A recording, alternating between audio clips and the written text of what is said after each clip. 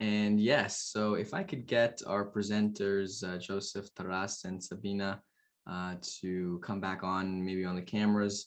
And as we move to the panel discussion, we have a few questions. So anyone out of you three that would like to jump in and answer the question, please feel free. So the first question is from our audience is, we seem to have more interest of foreign investors to incorporate Canadian entities as holding companies of an operation abroad. Why do you think this is happening? And the attendee says, our feeling is that Canada is a more friendly jurisdiction for those purposes.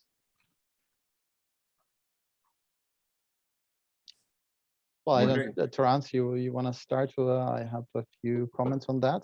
Well, I'm wondering if this is a little bit more of a tax thing, but why don't you go ahead, Joseph, with your initial thoughts, and we'll see if Sabina is able to give her thoughts after. Well, we all heard about how wonderful Central America is yesterday, and many people think that Canada is no less exciting destination for people to come. It has 4 seasons: winter, spring, summer, and fall, providing all range of exciting activities. It's a very cosmopolitan country, and you've heard a great deal about Canada, I'm sure, and before this Congress and during this Congress. So in terms of the use of foreign entity to then open a Canadian entity in Canada, it's often used because it's possible to transfer people from one entity to another. If foreign entity existed for at least a year, where in the last 3 years, and where the foreign worker worked for at least a year, then this entity can be a related entity for the purposes of intercompany transfer for the position in Canada with a related entity in Canada. Such related entity can be a subsidiary, can be affiliated company through shares, for example. It doesn't have to be parent-subsidiary relationship. It can be a sister company, or it can be just affiliated company. Quite often, the shareholders would, same shareholders would register, or main shareholders would register entity in Canada, and that can be suitable for intercompany transfer. In terms of why Canada, why more people come into Canada as opposed to some other destinations, it depends on the business interests and quite often personal interests of the people behind that business. And Canada has remained open even during the pandemic to intercompany transfers and business mobility in general, and professional mobility to a large extent. And unlike some other countries that restricted mobility significantly. So that could be one of the reasons, but again, it's very personal for the individuals involved in that business, for the workers, and for the business interests. So what motivates businesses to come here? That's probably for Taras and Sabina to answer.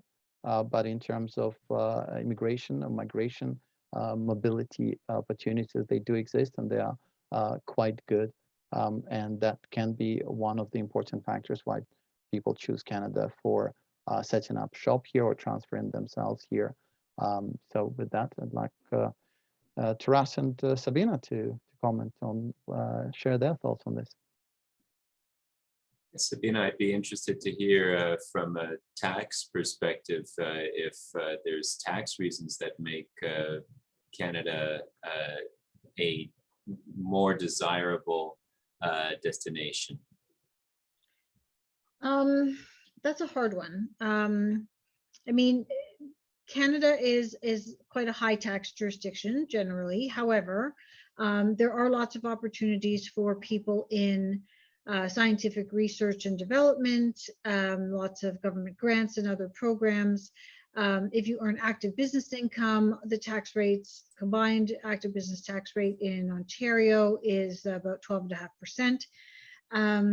So, there are definitely opportunities for Canadians, for people carrying on business in Canada to take advantage of both grants. There's, of course, significant government loan policies such as Business Development Bank and other entities that can assist in helping to set up a business in Canada. Our tax rates, though, are high, especially integrated with the tax rates applicable to individuals.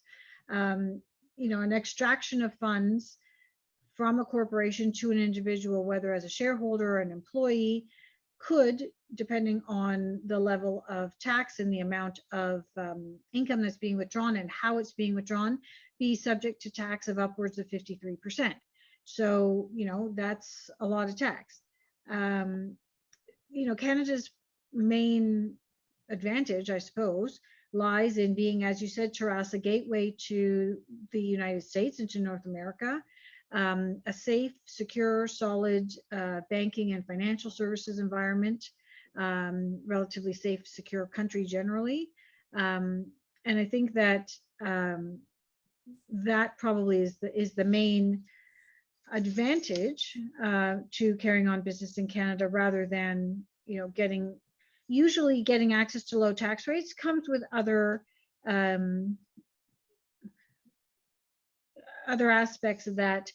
There's a cost and a benefit to paying the levels of tax that we do in Canada, and the main benefit is the safety, security, and solidity of our banking, financial services sector, our corporate sector, and proximity to the U.S.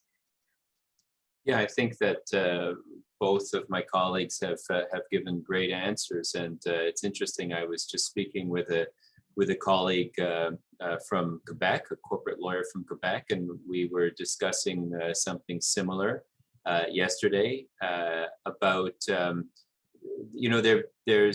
there seems to have been in the past year a little bit of an uptick in companies coming to Canada, and especially in the tech sector. So I think that that joins what Sabina was saying, is that there are good opportunities for tech companies to come here with obtaining tax credits, for research, and so that's probably an area where where Canada is favorable. And then in terms of an educated workforce, a diverse workforce, especially in the tech area, that's very important. And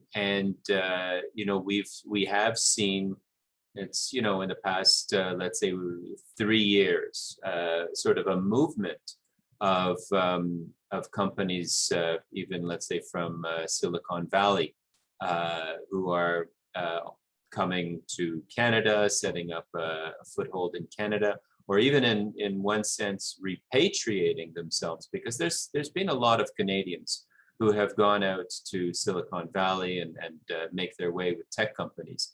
And so sometimes, with the political climate in the United States, it has caused more companies, more individuals to look at coming to Canada, or in the sense of in the case of Canadians who've gone out to the United States, to repatriate themselves. So I certainly would echo, what Sabina was saying about the rule of law, the secure banking system. So Canada has always consistently been ranked extremely high in the indexes of living, if not one of the top countries, the top country. There'll always be, let's say, competition with other regions such as Switzerland or the Scandinavian countries or New Zealand, but certainly having that good political system and access to one of the most important markets in the world to the south of us, the United States, definitely is one of the factors. Fantastic. Thank you to all our presenters for providing their insight on that question. And, understandably so, you answered many of the questions that our viewers had in your answers. So we really appreciate that.